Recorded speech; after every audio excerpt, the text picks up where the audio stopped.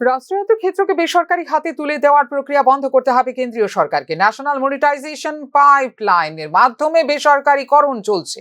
বীমা ক্ষেত্রে 100% বিদেশি বিনিয়োগের অনুমতি বাতিল করতে হবে। 100 দিনের কাজে প্রকল্পে বরাদ্দ আগের বাজেটের 50% বাড়াতে হবে।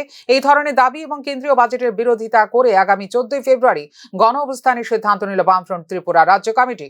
মঙ্গলবার সাংবাদিক সম্মেলন করে এই ঘোষণা দিয়েছেন বামফ্রন্টের আহ্বায়ক নারায়ণ কর। যে আসুন আমরা এই প্রতিবাদ জানিয়ে আমরা বামপন্থী দলগুলো আমরা একসাথে আমরা ভিন্ন ভিন্নভাবে আমরা মিছিল মিটিং করেছি। আপনাদের ডাকার মূল উদ্দেশ্য হচ্ছে এই বাজেটের অন্যান্য আরও অনেকগুলো বিষয়, সেই বিষয়গুলোকে নিয়ে জনমত তৈরি করবার জন্য আমরা জনমত তৈরি করতে পারি। আমাদের সংসদ সদস্যরা পার্লামেন্টে তার বিকল্প প্রস্তাব উপস্থিত করতে পারে।